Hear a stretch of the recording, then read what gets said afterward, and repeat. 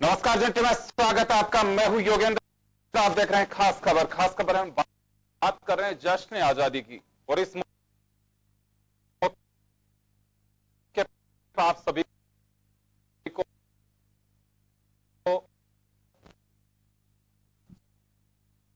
स्वतंत्रता दिवस की बहुत बहुत शुभकामनाएं।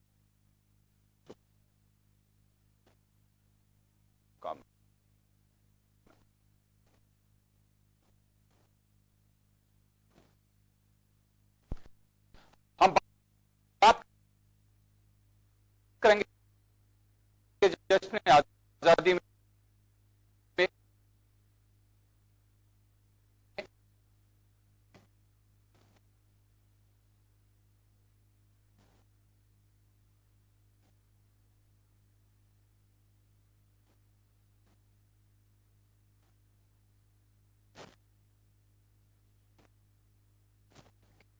कि 1857 के गदर के बाद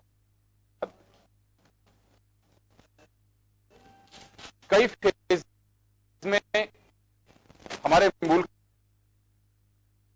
में आंदोलन हुए और 1947 में 15 अगस्त के दिन ही देश आजाद हुआ।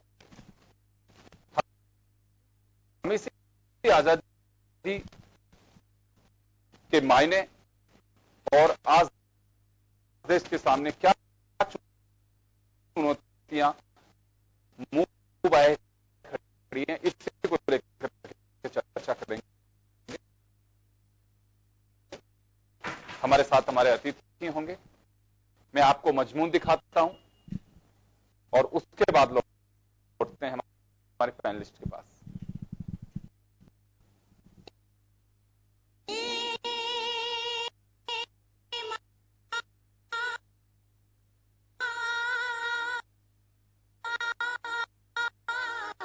भारत इस साल 15 अगस्त को अपना 73वां स्वतंत्रता दिवस मनाने जा रहा है। भारत के स्वाधीनता संग्राम की शुरुआत 1857 में हुए सिपाही विद्रोह में मानी जाती है। स्वाधीनता के लिए हजारों लोगों ने जान की बलि दी। भारतीय राष्ट्रीय कांग्रेस ने 1930 में कांग्रेस अधिवेशन में अंग्रेजों से पूर्ण स्वराज की मांग की थी। भारत की आजादी के संघर्ष की गाथा बहुत बड़ी है और इसे कुछ मिनटों में नहीं कहा जा सकता। देश को जब आजादी मिली तब राष्ट्रीय एकता और सुरक्षा का सवाल सबसे प्रमुख चुनौती बना हुआ था। देश तेजी से तकनीक, शिक्षा, खेल, वित्त और कई दूसरे क्षेत्रों में विकास कर रहा है, जो कि बिना आजादी के संभव नहीं था। परमाणु ऊर्जा में समृद्ध देशों में एक भारत है। ओलंपिक, कॉमनवेल्थ गेम्स और एशियन गेम्स जैसे खेलों में भारत सक्रिय रूप से भागीदार है। आज भारत का गौरव विश्व में और ऊंचा हो गया है। भारत में उद्योग बढ़ रहा है। दुनिया भर की कंपनी यहाँ निवेश कर रही है। शिक्षा के क्षेत्र में भी देश ने कई ऊंचाइयां छुई है। भारत के छात्र विश्व भर में देश का नाम रोशन कर रहे हैं। देश के वैज्ञानिकों की मेहनत के चलते आज हमने अंतरिक्ष के क्षेत्र में कई उपलब्धियां हासिल की है। चंद्रयान 2 इसका सबसे बड़ा उदाहरण है। हालांकि 21वीं सदी के भारत में भी चुनौतियां कम नहीं है, क्योंकि ऐसे कई क्षेत्र हैं जहां भारत को अभी मजबूत होने की जरूरत है। एक राष्ट्र तभी सक्षम बनता है जब बाह्य के साथ साथ आंतरिक सुरक्षा को भी पुख्ता बनाता है। भारत के पड़ोसी देश पाकिस्तान के साथ संबंध लंबे अरसे से खराब है। चीन के साथ भी देश के संबंध घटते हैं। भारत में आंतरिक सुरक्षा की चुनौतियां काफी प्रबल है। वर्तमान में आतंकवाद, नक्सलवाद और भ्रष्टाचार देश के लिए गंभीर चुनौतियां हैं। भारत में आतंकवादी गतिविधियां, नरजातीय संघर्ष और धार्मिक कट्टरता, सांप्रदायिक दंगे आंतरिक सुरक्षा के लिए बड़े खतरे के रूप में सामने आए हैं। इसके अलावा रोजगार पैदा करने की चुनौती भी देश के सरकार पर है। देश में आर्थिक सुरक्षा के नाम पर नोटबंदी की गई और बाद में जीएसटी, लेकिन शुरुआती तौर पर इनका देश पर प्रतिकूल असर पड़ा। ब्यूरो रिपोर्ट, जन टीवी न्यूज।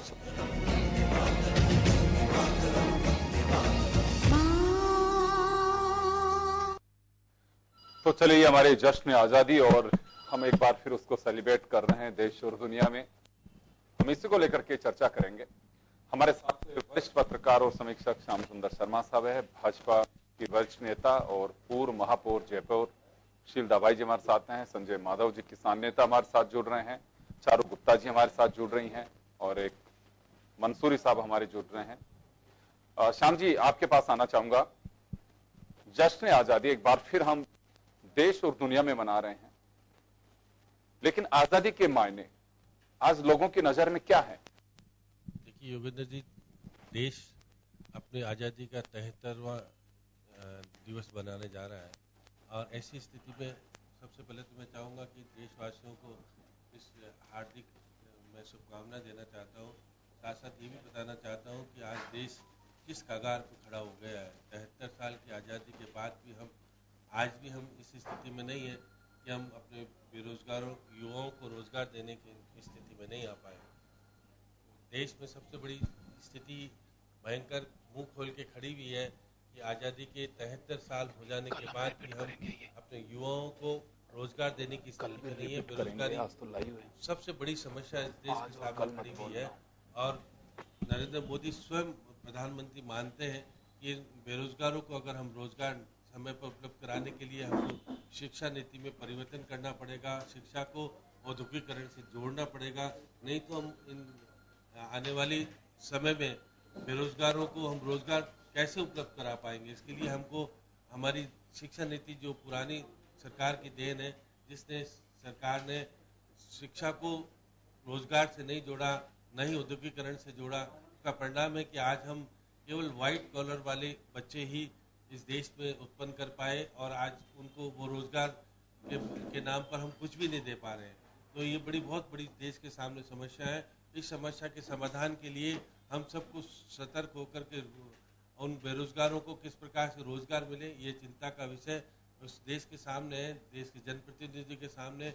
इसके अलावा स्वच्छ जल जो कि सबसे बड़ी आवश्यकता है और जो हमारे धरातल का जल का दोहन तेजी से हुआ है, जल संरक्षण नहीं है, इसके पर भी चिंता का विषय है।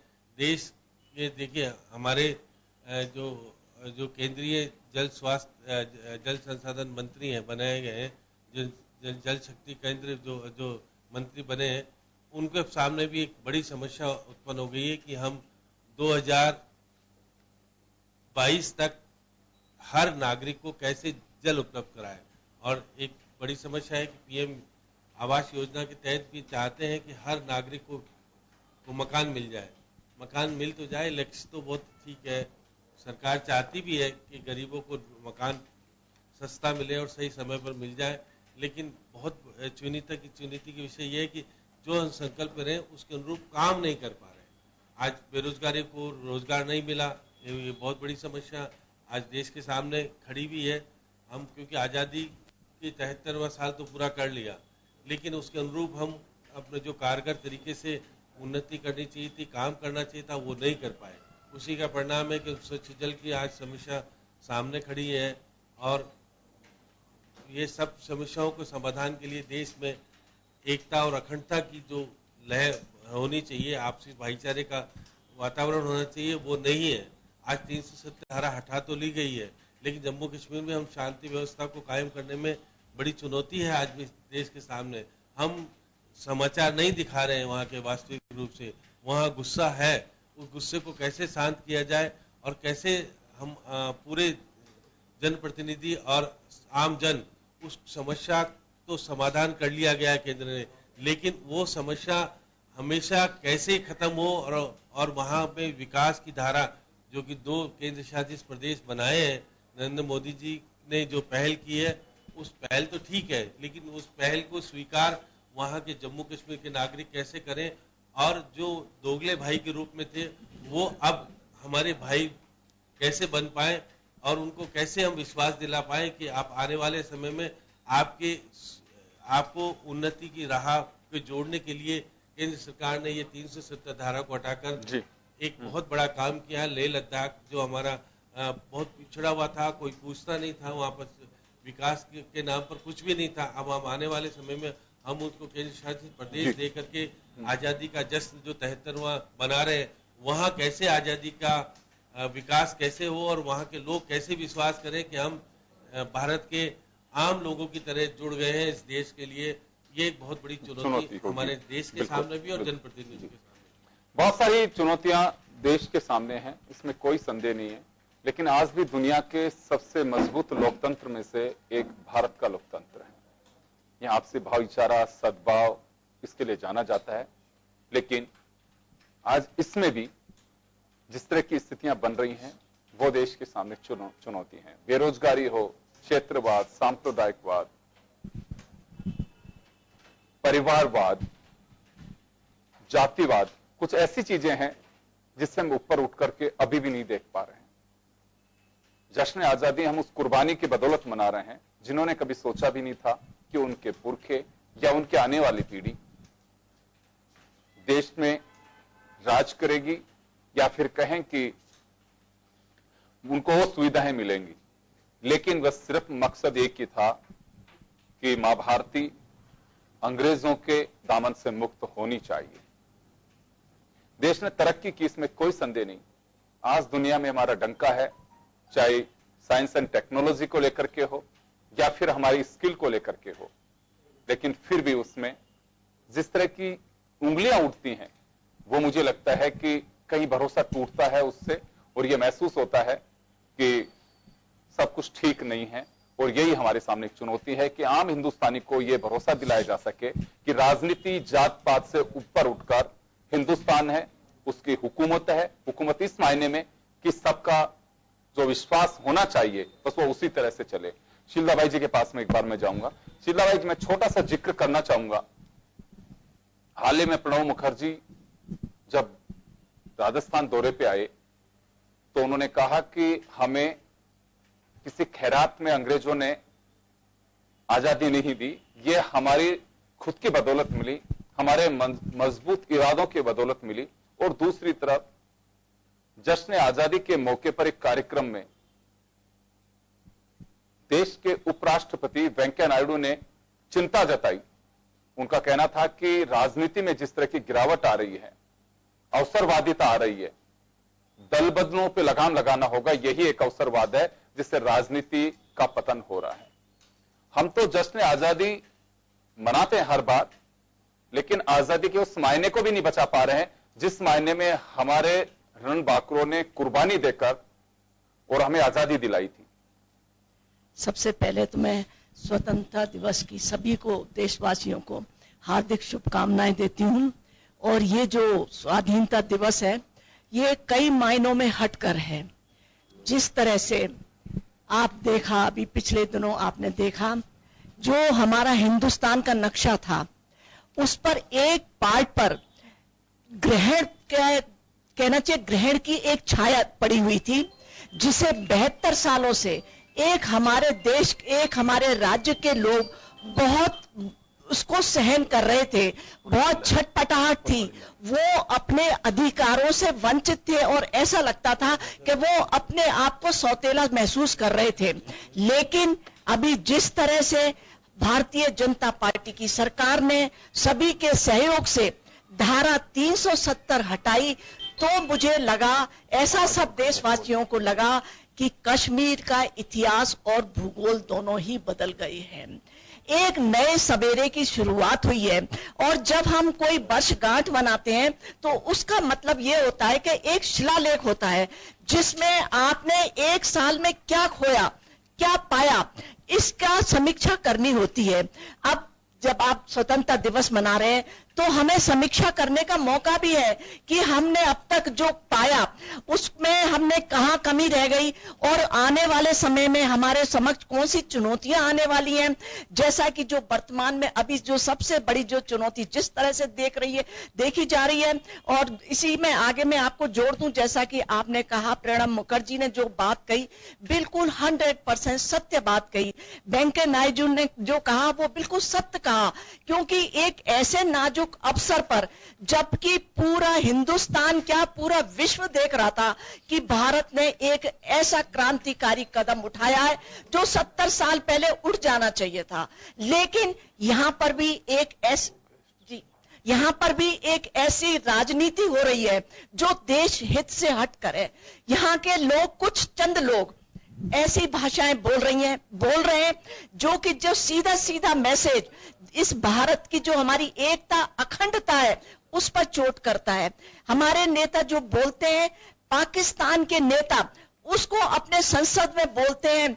अभी एक छोटा सा बयान का उदाहरण दूं, जिस तरह से इनके जो अध्यक्ष थे, उन्होंने कहा कि यूएन में ये 370 की धारा का मामला चल रहा है, ये इसको हम नहीं ले सकते, ये बहुत ही सभी लोगों को इतनी पीड़ाजनक है। जी मेरा एक रिक्वेस्ट है जी, ये देखिए, जिस दिवस और जिस संदर्भ में हम बात कर रहे हैं, मेरा मानना है कि राजनीतिक लाइन से हम ऊपर उठ करके बात करें। आज किसी को आईना दिखाने की बात नहीं है, हमें खुद को देखना चाहिए कि वास्तव में हम कहां स्टैंड कर रहे हैं। हमारा मकसद केवल एक सत्ता का दोहन करना नहीं होना चाहिए, हमारा मकसद ये होना चाहिए कि वास्तव में जो विरासत हमें मिली है उसको हम आगे बढ़ा सकें। और इसमें कोई संदेह नहीं है, गवर्नमेंट चाहे किसी की भी आई हो। हिंदुस्तान 1947 में जब आजाद हुआ था, उसके बाद में कितने फेज में हमने कहां तक विकास किया है, कई मायनों तो आज दुनिया के सिरमौर हैं हम। तो आज ये वक्त वो नहीं है कि किसी पे उंगली उठाएं या सवाल खड़ा करें, ये बिल्कुल मेरा मकसद भी नहीं है, ना हम ये चाहते हैं। आज सिर्फ हम ये बात करें कि वास्तव में किस मोड़ पे आज हम खड़े हुए हैं। हमने कोई गलती की है, गलती कर रहे हैं तो उसमें सुधार की आवश्यकता है, और नहीं कर रहे हैं तो बहुत अच्छी बात है कि हमें आगे बढ़ना चाहिए। बिल्कुल योगेंद्र जी, मैं इसी बात पर आ रही हूं कि जो उद्देश्य, मेन जो बात आपने की, इसके पीछे उद्देश्य यही था, सबका साथ सबका विकास। जिस तरह से अन्य राज्यों को जो सुविधाएं मिल रही चाहिए, हमारे प्रधानमंत्री जी चाहते हैं कि देश का हर व्यक्ति अपने नागरिक अधिकारों का प्रयोग करे, उसे शिक्षा का अधिकार मिले, उसे रोजी रोटी कपड़ा मकान समान रूप से मिले, शिक्षा समान रूप से मिले। एक किसी भी राज्य का आदमी कहीं भी जाकर नौकरी करे, महिलाओं को समान अधिकार मिले, सबको अपनी स्वाधीनता, अपने स्वतंत्र रूप से जीने का अधिकार मिले, महिला सशक्तिकरण हो, और जो भी कमियां हमारी 70 साल में रह गई उनको किस तरह से दुरुस्त करें। और जो हमारा हिंदुस्तान है, जिस तरह से हिंदुस्तान की इकोनॉमी आगे बढ़ रही है, हम सूर्ययान की बात करें, चंद्रयान की बात करें, आज देखिए हम विश्व में कहां खड़े हैं। आज हमारा जो इकोनॉमी है विश्व के 6ठे नंबर पर आ गई है, तो ये हमारी उपलब्धि है। कई क्षेत्रों में हम कम हो सकते हैं, हमारे किसानों को जितनी समस्याएं, शायद हमें और काम करने की जरूरत है। हमें पानी की समस्या है, उस पर और काम करने की जरूरत है। हमें घर घर पानी पहुंचाने की जरूरत है। कृषि के क्षेत्र में, इलेक्ट्रॉनिक क्षेत्र में, बहुत सारे क्षेत्र ऐसे हैं जहां पर हमें काम करना है। और स्वाधीनता दिवस पर हमें एक सभी देशवासियों को ये भी शपथ लेनी चाहिए कि हम देश के विकास में जितना हो सकता है हम अपनी भूमिका निभाएंगे। वो किसी भी क्षेत्र में हो सकती है, वो सामाजिक क्षेत्र में भी हो सकती है, वो सौहार्द बढ़ाने में भी हो सकती है, वो एकता में भी हो सकती है, वो अखंडता में भी हो सकती है, वो जन जन में हो सकती है, वो महिलाओं में हो सकती है, युवाओं में हो सकती है। तो ये सब एक समय है आज कि हम इस पर गंभीरता पूर्वक विचार करें और हम देश के लिए क्या कर सकते हैं। हम ये ना सोचें कि देश हमारे लिए क्या करेगा, हमें सोचना ये है कि हम देश के लिए क्या कर सकते हैं। इसी भावनाओं के साथ हमें आगे बढ़ना है। जी, संजय माधव जी हमारे साथ में इस वक्त। संजय जी, देश, ये कहूं कि हमारे यहां पे खाद्यान्न का प्रोडक्शन जिस तरह से दुनिया में होता था, आज खेती भी कम हो रही है, खेती के प्रति लगाव भी लोगों का कम हो रहा है। वैसे जो भी रही हो, कुछ प्राकृतिक स्थितियां हैं, कुछ खेती और किसान को लेकर के अल्फाज तो हमेशा प्रयोग में किए जाते हैं, वो चाहे लाल किला की प्राचीर हो या संसद हो या फिर राजनीतिक नेताओं के आंदोलन हो, हमेशा बात रही है। लेकिन मैं आंकड़े पढ़ रहा था कि आज 6,400 कुछ रुपए मासिक आमदनी एवरेज है किसान की। और ये मैं इस वजह से कह रहा हूं कि ये एवरेज जो आमदनी है इसमें थोड़ी सी गिरावट आई है, डबल करने की भी बात कही जा रही है। कुल मिलाकर के लबोलबाब यह है कि जब हम देखते हैं कि आजादी के जश्न आजादी का चित्रण किया जाता है, उसमें किसान और लहराती फसलें किस तरह से दिखाई जाती हैं, लेकिन ये चैलेंज है हमारे सामने। जिस तरह से पॉपुलेशन बढ़ रही है और खेती कम हो रही है, एक चुनौती है हमारे सामने, क्या कहेंगे इस पे? योगेंद्र जी, मैं आपकी बात से बिल्कुल सहमत हूं। और